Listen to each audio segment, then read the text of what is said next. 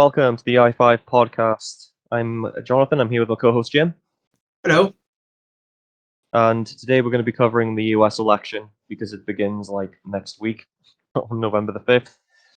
We're just going to take a quick look at the candidates and the state of their current campaigns, and just give our assessments of them. I've got to say, just to kick it off, I'm not really the biggest fan of either candidate, to tell you the truth. But what I will say is, I hate Trump a lot less than I hate Kamala Harris. Pretty much my bias right there. Yeah, I'm kind of inclined to say the same, but if I'm being honest, no matter the results, America is fucked. Oh yeah, America loses no matter which one. Yeah, Uh, so that's the truth. to be honest, we'll get into that statement a bit later. I was just going to say, first of all, that currently the election is currently very close. Some of the polls are putting Harris slightly ahead, others are putting Trump very slightly ahead. And I think this is because of several factors. Number one, both candidates have their fanatical and dedicated voter bases who will vote for them no matter what. Second, both the candidates have dedicated voters who hate them and will vote for the opposition in protest no matter what. And number three, the election rhetoric. It's not just for a lot of it's for their current voter bases who are dedicated to voting for them, but there's actually a small minority of swing voters who they're trying to appeal to. Both candidates are trying to appeal to, and those swing voters obviously can swing it for that candidate. So that's why it's so close. I was going Yeah, to go well, into. it looks like it's close, but we don't really know what the situation is because I'm pretty Mm, sure both sides are cooking up the numbers. At the end of the day, yeah. we will know right at the very end during the election day, which is not Oh too yeah. far. There's all kinds of new polls coming out as well and new information. For example, they're now saying that Kamala Harris isn't that popular with women.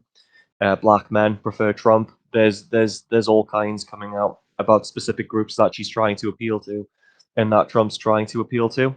One of the things I was just going to get into basically how each candidate's elections are going with their dedicated voter bases. I think both are currently doing enough with their rhetoric to give both of their core voter bases what they want to hear, as well as convince them, that they won debates, had successful interviews, etc. It's kind of the embodiment of how polarized the U.S. election actually is, because the core voter bases they have that are already going to vote for them is so massive that both sides can feel like they're not losing because they basically have giant echo chambers to go into, if that makes Yeah, sense. yeah. And to be honest, it kind of does reflect that. I mean, Donald Trump. I'll go into Harris's first. The very hyperbolic language she's using, comparing him to a fascist. There've been calls to comparing him to Hitler, things like that. That's very hyperbolic, and it's quite unreasonable. If you Trump might be a lot of things, but he's nowhere near that level. That's just what people are saying. That's just what they're saying about them. But that's what her audience wants to hear. And I think she's also going for fear mongering, for that she's trying to fear monger the swing voters, turn Trump against to turn them against Trump. We're not hearing so much incitement of July 6th anymore, or January 6th rather. I keep on saying January 6th, because that's been more or less debunked. I mean, we discussed that in a previous video. But Trump as well is doing that. He's being just as hyperbolic, saying things like, pets are getting eaten everywhere. Now there were a few cases where that happened, but you've got to back it up with evidence, and saying other things like that. So his dedicated core voter base gets what they want to hear. And that's kind of the campaign we're seeing here. But I don't know if either candidate is so much winning over the swing voters. I think it's going to be who alienates the swing voters the most, if that makes sense. For Yeah, example, because at this point it reached don't vote the other guy because the end will come, which mm, not necessarily implies that I'm the better yeah, solution, but it implies that you should choose me over him because I appear to be better. mm, But yeah, exactly what you say, and it's also one of the tools that they both sides can use. Like it's a general tactic in all sorts of elections. We saw that on the UK elections. mm. where it wasn't the argument of why you should vote me, it was the argument of why you shouldn't vote for him, for the other guy, Oh yeah. implying that I will do things different when I will Mm. not. One thing I actually, just because you mentioned debates, one thing I really wanted to make a point of as well is Trump's. Because I'm being just objective looking at this. I put my biases at the start, but being objective, Trump really fucked up that debate against Harris. Harris didn't put forward any policies, and she evaded questions like "There's no tomorrow." But Trump didn't capitalize on that. And he took Harris's bait of going into these hyperbolic tangents, like the eating pets type thing. And before people flood the comments with, well, hold on, there's evidence of that, that's fine. But if you're going to say something like immigrants are eating people's pets, if you guys can provide evidence of that, why didn't Trump provide evidence of that and back it up with statistics? And just to get to the point I wanted to make, Tulsi Gabbard, during the primaries a few years ago, she sunk Kamala Harris's campaign in 4 minutes in a debate. I want to bring the conversation back to the broken criminal justice system that is disproportionately negatively impacting Black and brown people all across this country today. Now, Senator Harris says she's proud of her record as a prosecutor and that she'll be a prosecutor president, but I'm deeply concerned about this record. There are too many examples to cite, but she put over 1,500 people in jail for marijuana violations and then laughed about it when she was asked if she ever smoked marijuana. She blocked evidence. She blocked evidence that would have freed an innocent man from death row until the courts forced her to do so. She kept people in prison beyond their sentences to use them as cheap labor for the state of California.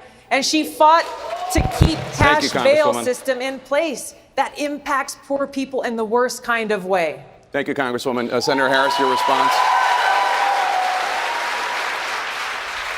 As the elected Attorney General of California, I did the work of significantly reforming the criminal justice system of a state of 40 million people, which became a national model for the work that needs to be done. And I am proud of that work. And I am proud of making a decision to not just give fancy speeches or be in a legislative body and give speeches on the floor, but actually doing the work of being in the position to use the power that I had to reform a system that is badly in need of reform. That is why we created initiatives that were about reentering former offenders and getting them counseling. The bottom line is, Senator Harris, when you were in a position to make a difference and an impact in these people's lives, you did not. And worse yet, in the case of those who were on death row, innocent people, you actually blocked evidence from being revealed that would have freed them until you were forced to do so. There is no excuse for that. And the people who suffered under your reign as prosecutor, you owe them an apology. And she gave the blueprint on how to do it, which was basically go into Harris's history as a district attorney and basically go into basically start talking about the broken justice system and its effect on Black communities, refer to Harris as the prosecutor president, talk about the 1,500 people who were arrested for marijuana violations, the blocked evidence that could free people from death row and the courts had to force her to release it, how Kamala Harris kept people in prison beyond their sentence to use them as cheap labor, which, to be honest, that is quite fascist. Basically, in prison, you do cheap labor for the state. But you could build on that blueprint and then add things like her backing of the Afghanistan withdrawal, all of the things she says she voted for as a senator, in past roles, sorry. And she actually didn't vote for those things. She was neutral about them. The fact checking didn't bring that up. The fact that she's atrocious in interviews and doesn't seem to go off script. Trump should have been able to easily annihilate her in that debate because she's not strong in debates, and he didn't. What even got me as well was he used Tulsi Gabbard, the architect of this kind of strategy, the architect of being able to dismantle Harris so effectively, by using her as a test dummy opponent to train him. And he, like I said, I don't know who Trump's team is, but they're not doing a good job. And Trump basically is backed out of any further debates with Harris because he was so prepped for Joe Biden. He doesn't seem to have been able to adapt to Harris. He's just as inept in Biden, just in a different way. I mean, I sort of get it because you have this plan, and especially for the elections, you pre-plan every move up until the day of the elections. And now we're almost a week away, and suddenly you have to adapt all the points, all the strategies, and I get it, but at the same time, it's not a fucking excuse because it is the fucking elections. And considering how much money the people at his campaign must be being paid, yeah, this is like inexcusable. At the end of the day, just for the fact that Kamala is replacing Joe Biden is how you call it. It works on a positive note for her because from someone who wasn't able to formulate sentences, you have an upgrade of someone who can sort of hold her ground. She But can, but even though she's not impressive by herself because of all mm, the different points you mentioned, comparing her to Biden gives her an immediate boost. You know what I mean? So the mm, fact that her predecessor was Biden, makes her look better, yeah, which it's I also think they are taking advantage. mm, it was like I said, it was also the fact as well that Trump just couldn't take advantage of her weaknesses. The fact that she always, I mean, I'll go into this a bit further on in the video, but she always speaks in platitudes and never discusses any details. And that's all she did in that debate. And Trump just couldn't zone in on it because instead she took away the emphasis on her. Because, like you say, all that was expected of her in that debate was not be someone who's currently getting accused of having dementia and be able to string sentences together, let alone be able to come up with coherent points. While she gave out bits of bait for Trump to say a lot of hyperbolic things and somewhat become unfocused and random. And Trump just kept on taking the bait. And you're right, it is inexcusable, mainly because there should have been a contingency in his party and in his prep team that Biden wouldn't run for the presidency, that Harris would take over. It was very reasonable to assume that Biden would be removed before the next election, given how much he was tanking, and given as well during his election period itself, he said he was a transitional president. He was supposed to step down 2 years ago. Yeah, So it should have been there should have been contingency planning to take on someone else. And I was just stunned. Because, like I said, I know I'll get flack for this, but I don't think Trump's campaign is currently that impressive.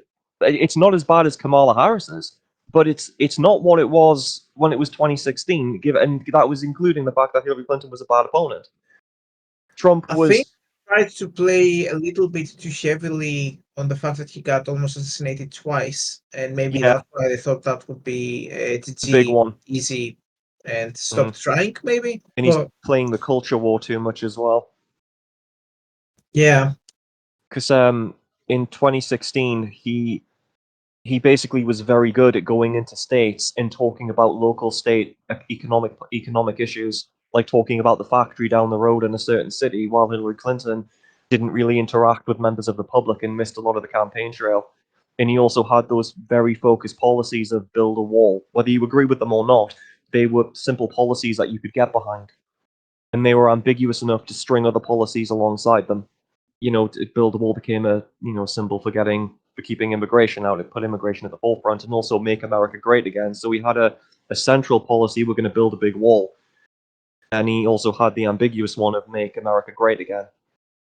And from there, it was a very positive, upbeat campaign. But now it just seems too focused on the actual culture war itself. yeah, But I still think it's a lot. I still think he's more impressive than Kamala Harris is. And yeah. I would Trump. agree, but it's Mm. again, I'm not sure if that's going to be enough to sway the people in the middle. True. One thing that does seem to be helping Trump, though, is he's very good at unscripted interviews. Whether you agree with his points or not, he can answer the questions. He does evade, I'm not going to lie. But one of the things he did was go on Joe Rogan. Now, Joe Rogan, like him or not, he's got a much bigger audience than a lot of the mainstream channels. I mean, you're talking huge audience. I think a couple of years ago, he was voted the most influential person. Um, you're talking huge audience there. And he went on, Donald Trump went on Joe Rogan, and to be honest, had a somewhat good conversation. Yeah, didn't agree with everything he said, but again, he came across as coherent. And Joe Rogan doesn't look to go after people. He doesn't look to destroy people. He goes in with the premise of asking questions, and from there, if your ideas don't hold to scrutiny, they'll fall apart. But he goes in with wanting to learn and asking the details in order to learn, and a lot of people's ideas can't stand up to that. And the challenge is Kamala Harris going to go on Joe Rogan? Now, she did go on a Fox News interview. She did do a Fox News interview, and that's unheard of. That it's been a long time since a Democrat went on Fox News, and that interview did not go well for her. So she basically stayed on friendly news stations that would cover for her. And we've talked about Trump's campaign is lacking direction. Like he can, because I've got a separate part for Harris's campaign in relation to that. And I just want to get this last part of Trump's campaign out of the way. Trump's campaign, it seems to lack a lot of direction. He has got strength mind in bringing up concerns about the economy, World War III. He may not have central focus policies, and he makes grandiose statements or grandizing statements like the Ukraine war will be over in like a day or something like that. I don't know if he's literally said that, but he has implied he can stop the Russian invasion of Ukraine and things like that. But he even though that's insane that he could do it in that short a time, if he said that, he still gives away the idea that he's not for the war on Ukraine, that he knows how bad the economy is, that he knows that we're close to World War III and he wants to stop it. He wants to stop the weapons going to Ukraine. His policies on Israel and his opinions on Israel and things like that. He's breaking away from a continuation. Whether he will or won't is another thing. But right now, he's presenting himself as a change and not a continuation of the policies of continuing to fund these wars. While Kamala Harris cannot do that because the government she's been a part of, that she's second in command of, has been funding those wars. If that makes sense. Yeah, absolutely. Mm-hmm. There's also been the recent hiccup of the comedian Tony Hinchcliffe, who made a joke about Puerto Rico being a floating garbage heap. I'm not sure that's going to hurt Trump too much. To be honest, I'm not sure it's going to. I think it's damaging, and he won't have wanted it. But I don't know if that's going to alienate. That's going to be enough to alienate swing voters away from him. If he's going to do that, because quite frankly, with all the stuff the Democrats have been saying, remarks like that are now seen as pretty tame. I wouldn't have said it. It is racist. I really wouldn't have said it. And he did cross lines with the stuff he was saying, like how he welcomes immigrants in with open arms, but he waves his arms and tells them to go back around, to go back home. I personally wouldn't have. I would have had a team check him to see what the hell he was going to say at that rally, because I wouldn't have let him make those jokes. But I don't know. I don't know how much of a bearing that's actually going to have. What do you think? Sorry, about what exactly? Yeah, did you not hear about those jokes by that comedian? No, which jokes? Oh, the comedian basically said at one of his rallies. I just found out about it yesterday. The comedian made some jokes about at one of his rallies, calling Puerto Rico a floating garbage heap and things like that. I mean, immigration is an issue. It is. But I wouldn't have made those jokes at a political rally. Yes, I do agree. But these political rallies, and this doesn't go for America only. I mean, we saw this in the UK. That are very much a free for all. Anything goes. As long as you can get the attention in some way, even if it's not necessarily 100% positive, it's branded as a win. And I think I'm pretty sure, like, as the year comes, election after election, stuff will become more and more extreme.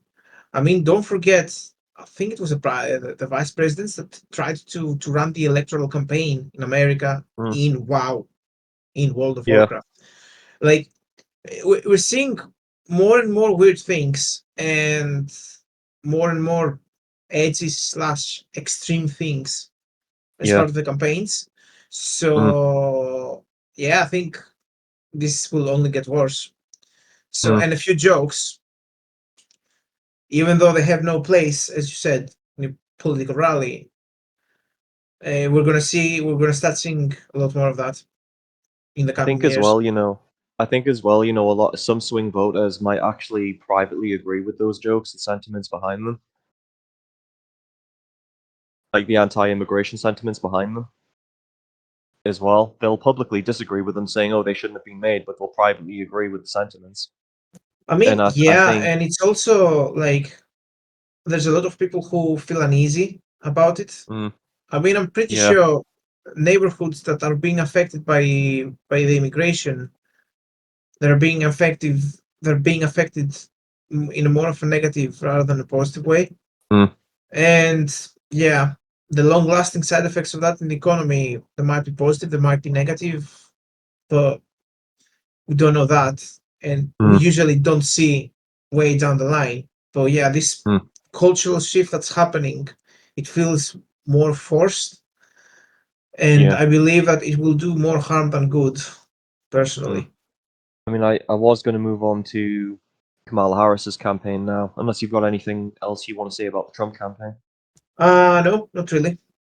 I mean, just before we move on, actually, you're right. The assassinations were a big part of it, were massive at the time, but now you don't hear about them really. And I think that's because a lot of the media has just stopped talking about them. But I do think it needs to be said that the hyperbolic language of the Democrats calling Trump a fascist and the next reincarnation of Hitler and things like that. People like Whoopi Goldberg saying Trump will, quoting, literally put you in concentration camps. There's a lot of unstable people in America, with the history of shootings. That kind of hyperbolic language is going to provoke someone into trying to take a shot at him. You can only I call mean, I someone think that those was the kinds of case for names the so many very. times. I thought that was the case for the very last assassination attempt. Yeah, it was. It was weird political leanings that led the guy to be a bit deranged and think, for those reasons. And I do think that needs to be said, and that the hyperbolic language from the Democrats, especially Harrison, thinks, because right now it's based on not Trump, because Harris is now such a useless candidate. She's been completely exposed as being not very clever and not very intelligent, in not really having any substance, no answers to questions, just platitudes and that kind of things, those kinds of things. That they're constantly relying on Trump as the worst thing in humanity. Kamala Harris might be a reject, but vote for her instead. I know MSNBC's journalists were saying that at one point, especially after the interview she had with one of their journals. But just to start off the thing about Harris's campaign, we'll get to the stuff about the journalists in a second. I just want to get some small points out of the way first. Donald Trump can actually interact with members of the public. Like he actually can. It's not always in an excellent way, but he's a lot better at it than Kamala Harris. While Harris does not interact well with members of the public, and she never has. She also tends to cackle really awkwardly and she condescendingly talks to people like they're children, amongst other things. And the latest incident at a barbershop where she went to an all-black barbershop and you could tell the people around her just didn't like her and thought she was a bit off and she didn't really have presidential material, while Donald Trump tends to speak in a very rhythmic way. And he can even answer his own questions. He'll answer his own questions in a very rhythmic way to win a group of people over.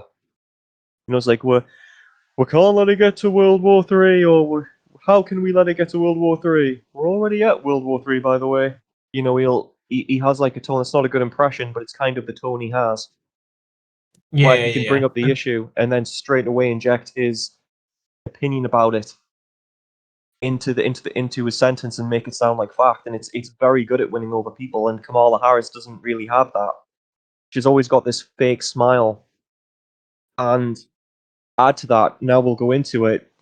Let's be frank here. She is utter shit in unscripted interviews. Holistically at the connection between that and housing, and looking holistically at the incentives we in the federal government can create for local and state governments to actually engage in planning in a holistic manner. Kamala Harris then struggled her way through a simple question about her economic policy. Here, Kamala attempts to answer a simple question about her economic policies. Does not go well. For those who say these policies aren't for me, what do you say to them? Well, if you are hardworking, if you have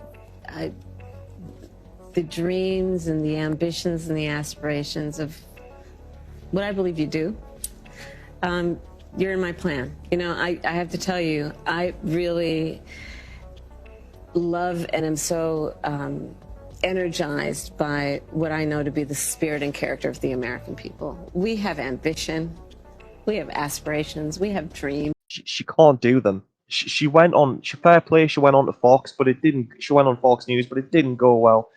And even places like CNN are now calling out her lies that she's telling in these interviews because the lies are so obvious that they can't maintain any credibility whilst not calling them out. And that is a big thing when CNN are calling out Kamala Harris because they were a big proponent of her. You know, I've seen her do CNN interviews where they basically said on air, "I'll have to mark down you didn't answer the question," but you know, just to give some examples, just to give a bit of just to give some points. She never gives any detailed answers to questions. She has to rely on grandiose statements and platitudes to be able to answer the questions. I'll put some examples in the video. She has abstract plans, and she takes words from a word-a-day calendar like holistic to try and make herself sound like she's smarter than she actually is, and that she's actually answering the questions. The false promises she's telling or making are the ones that were made by Biden. You know, free tuition for universities. Whether you agree with that or not, it still hasn't happened because it's just unfeasible. But she's still promising it, and she's told quite a few lies. For example, in an MSNBC interview, she said that the economy was in the worst state since the Depression when they took over from Trump, which is a lie.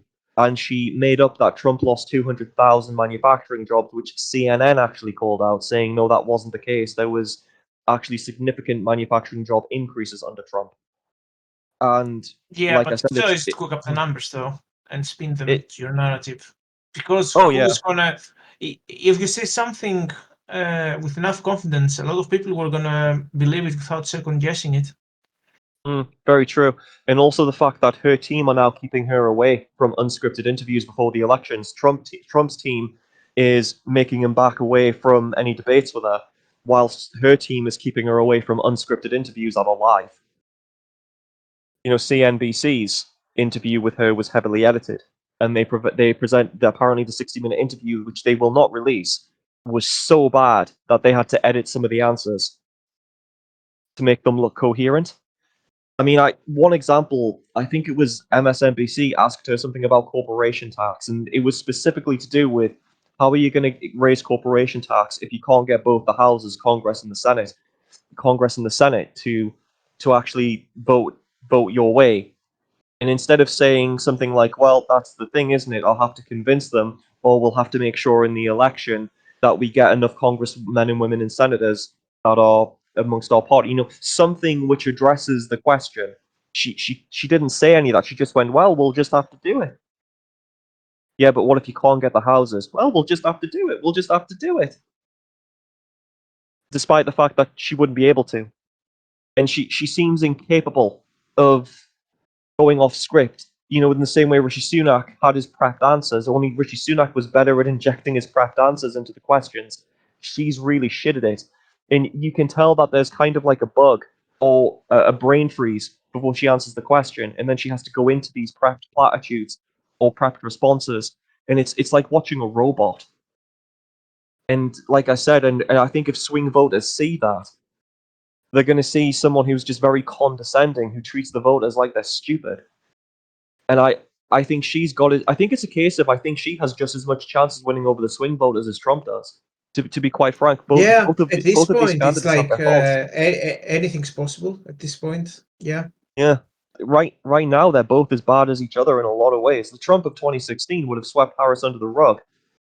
But we're not seeing the Trump of 2016, and I don't know what's going on. Whether it's to do maybe Trump's breaking down mentally, I don't think he is, or whether he's got a new team in who's helping him, and they're just not as good as the 2016 team. I mean, granted, Hillary Clinton is a bad candidate, but Kamala Harris isn't the greatest of candidates either. A lot of people would say her opposition is a dream, especially with the fact that she's not really getting the black vote. It's still quite split on her. Another one was when she was talking about child tax credits, and she just says we'll have to do it. She doesn't say how she'll do it. She just says we'll have to. Like she cannot and will not answer basic questions And instead, again, that word platitudes, she'll go into platitudes and talk about how great America is and how she has to do better for the American people. She'll stay abstract without any kind of policy details. And I think that's a real weakness. Also, the fact that, and what Trump doesn't seem to be doing again is he's not associating her with Biden's previous decisions, which she went on record saying she supported. Like she said she supported and had direct involvement with the Afghanistan withdrawal just before it turned out to be the disaster that it was. And I remember people saying that Afghanistan withdrawal was going to be the end of his campaign, and it was going to be what symbolized it, and it seems to have just been forgotten. And also the fact as well that she represents a continuation of what's happening in Ukraine, what's happening in Israel. It's as if the Trump team doesn't quite know what's off-putting about Kamala Harris and doesn't know what's very unpopular about her. So they can't really capitalize on it. I wouldn't be surprised if he hired the team specifically to quote unquote battle Biden. So maybe his team is expert on Biden, but not on Kamala. Therefore, why the shit happens. But you would expect them to have at least some sort of skill to search this shit and be able to profile her just a little bit on how to stand his ground on a debate. But at the end of the day, I'm not sure there's like any more debates before the elections, are there? Because the elections are literally next week or something. I'd be very surprised. Trump's team just pulled him right out of the debates, and because of Harris's absolutely recent disasters and train wrecks of unscripted interviews, both of them, their handlers are keeping them out of those respective bubbles. Trump's handlers are keeping him out of debates, and Harris's handlers are keeping her away from unscripted live interviews. Makes sense. Yeah. So they both teams know their actual clients' weaknesses. But this has got to be the most unimpressive US election I've ever seen. Trump's campaign, like I said, is a shadow of its former self. And Harris is just basically showing she's a dummy. And like I agree with you, whoever wins, America loses, because neither of these candidates are particularly that impressive. The problem is, whatever the fuck is happening to America is going to leak to other countries as well. So, yeah, it's looking grim. Yeah. One thing I do want to, just in case we get a lot of keyboard warriors in the comments, I do appreciate that Donald Trump is more charismatic than Kamala Harris. I fully appreciate that. I even said so before with the way that he can win over audiences, with the way that he talks. He's a very charismatic individual. And Kamala Harris does not have that charisma, which is why she has to call Donald Trump all of these things. But just because you're charismatic doesn't make you impressive in other areas. And like I said, Trump's campaign, so far the most standout things about it is the facts that he's had assassination attempts, and the fact that, well, the controversy of those comedians, and the fact that he had Hulk Hogan in people like that speak at his rally. I don't. That's the other thing. The celebrity endorsements, they've not really come to the forefront that much, really. I know Taylor Swift has backed Kamala Harris, but you would have to be a fucking idiot to vote for someone just because Taylor Swift told you to vote for someone. Because the record companies will have told Taylor Swift who to endorse, and it'll be the same for some of Trump's supporters as well. They'll be endorsing Trump because of the audience they want. Like I said, I know we keep on coming back to this, but I've given the assessments, the quick assessments of the actual campaigns as they stand. Aside from, if it hadn't been for the assassinations, Trump's campaign would have been quite uneventful. It would have just been just the generic anti-woke stuff, and also a directionless campaign of just attacking everything, the wars, all of that, without any real central policies, any kind of slogans aside from MAGA, which is still around. And with Harris, you've got basically an incoherent mess who will just not give out any policies and can't adapt to questions she's not prepped for. I guess, really, I mean, do we want to go there? Election interference. Do you think that there'll be? We'll probably get shut down for this, but do you think that there'll be any cheating effectively in the election for Harris or Trump? They've only did once, got away with it. Why can they not do it again? They can blame Russia for it because, or China. I don't know which one is more popular.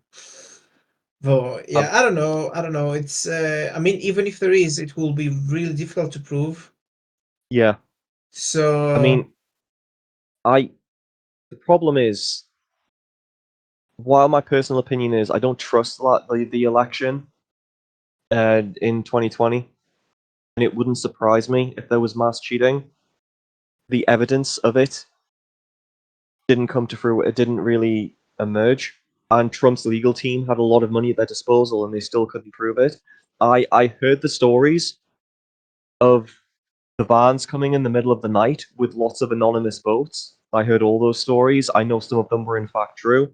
I also thought it was weird that every time Donald Trump was about to win a state, and it looked like at one point Donald Trump was going to win the election because all he needed was like 3 states.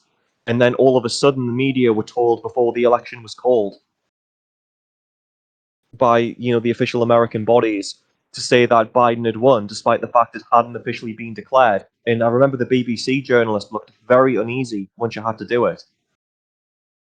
And it would just be Trump looks like he's going to win this state, and then all of a sudden, last minute, there would always be just enough votes for Biden that would emerge that would allow him to take it. And it looked suspicious, but that was it. It looked suspicious. It was never there was never any evidence of it. So I honestly don't know if it was. Well, I have my suspicions, but I'm not going to put them out there as fact because the evidence isn't there, because it never really emerged. So at the minute, it's just my own personal suspicion. But I'm not going to say it was rigged as truth because I just don't know. And like I said, with this one, with this election, I'm just wondering what's going to happen, what stories are going to emerge. And will this election be called into question the way the last one was? If that makes sense, because it's so close. I mean, the last time we had an election that was so close in the polls, it was between Obama and Mitt Romney, and that was so close. It didn't turn out to be that close once the votes happened, but both parties had the legal teams ready to dispute the election result because they weren't sure who was going to win. That obviously it turned out Obama had a strong, won by a strong majority. I know that, but that was not what they thought. Only we're now in the environment due to the last election with all the suspicious activity and all the stories that came out of it. I think that both sides aren't going to accept the result if their chosen candidate loses. If that makes sense. Yeah. Do you have anything else? Oops, sorry, Jim. Yeah, I was just going to reiterate what I already said, that it's a case of wait and see. It's gonna be. It's weird because, as you said, it's one of the most uninteresting campaigns, uninteresting elections. But at the same time, the results as to how will be executed will be quite interesting. So, yeah, we're gonna see. I mean, it's like a week away, give or take. So, yeah. Well, crunch time. I'll say mine as well. Who do you think's going to win? Even if you have to even if you have to just say I'm just taking a guess, who do you think's going to win? Yeah, I think Trump is going to win. For me, I honestly don't know. I think Trump should win, but audience, you can interpret why I'm saying this. I can just see Harris winning the way Biden won. That's all I'm gonna say. I can see Harris winning the way Biden won. Like the last time, I don't know. It just feels like I don't know. I just can't see Trump winning this one. The question is, if Harris wins, are we going to hear by accident the USSR national anthem playing in the background? I'm pretty sure someone would edit that in YouTube just for laughs. Oh yeah, if I that would still be the remember case. the inauguration for Biden and Harris, where there was someone who represented the American fire departments, and it was a black woman, and she wouldn't shake Harris's hand. And Harris put her hand out to shake her hand, and the woman just walked away and turned her back. But yeah, you've heard our predictions, Jim. You think Trump's going to win? I personally I think Harris is going to get it. I've implied why I think that, but I don't know it is fact because, like I said, I don't want to sound like a conspiracy nut. It needs to be said now. There was never any evidence brought forward of of the fraud in the last election, and it could have just been. And I do have to say as well, just to balance this out, you had a record number of votes last election because of the pandemic. So people were able to vote at home, and there was encouragement of voting at home. So you had a lot of voter interaction, and it could have just been a case of that the counting of votes got swarmed with the sheer volume of votes that came in. I do have to put that out there, to be fair. But like I said, just to reiterate, because I'm not jumping on the fence here, I just can't see Trump being able to get it. I've just got a feeling Harris is going to get this. But Yeah, like I most said, likely. I think I'm not going to exactly be happy if I'm right. But those are our predictions. Then, Jim, you think Trump, I think Harris. But I think the guaranteed prediction is America's going to lose anyway. Just on one thing, I just want to make an opinion clear. I just want to reiterate, I don't know if Trump's going to be able to, I don't know if Trump will stop what's happening in Ukraine. I don't know if he'll stop what's happening in Israel. I don't know if it'll be in his interest to do so. I don't know if he'll get compromised or if he has any intention or if he's just saying what people want to hear. I don't know. I'm not in the man's head. I'm just saying how he's presenting himself as someone who wants to move away from those trends, while Harris is someone who's ultimately guaranteed to continue them. So I don't know if that'll have an effect on the population and the way they vote. I think this has been a good episode, to be honest, but it's not been a happy one because I don't like either candidate really. I don't I'm think more either of about them the should consequences. be here. Yeah, I'm really worried about the consequences of this. But again,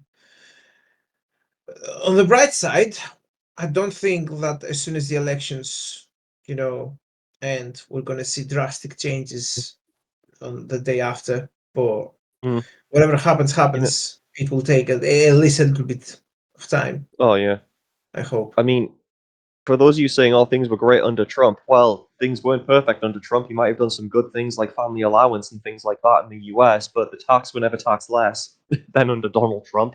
There were still just as many Republican and Democrat congressmen and senators who had arms and shares companies and shares and arms companies and shares in energy companies, shares in pharmaceutical companies, things like that. Whatever the reason, nothing really changed. There was some good things like getting rid of lobbying, which Biden put in, but there are things you can attack Trump for without calling him a Nazi or calling him Hitler. But I think that's just that you're not hearing these rational arguments against Trump from the Democrats. Evidently, they think fear mongering is the way to go.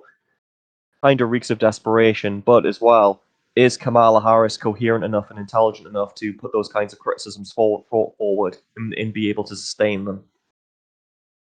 And I think the hyperboles we're hearing from, to be quite frank, both sides, it shows that the teams don't have a lot of faith in their candidates. I'm just putting my opinion out there on that.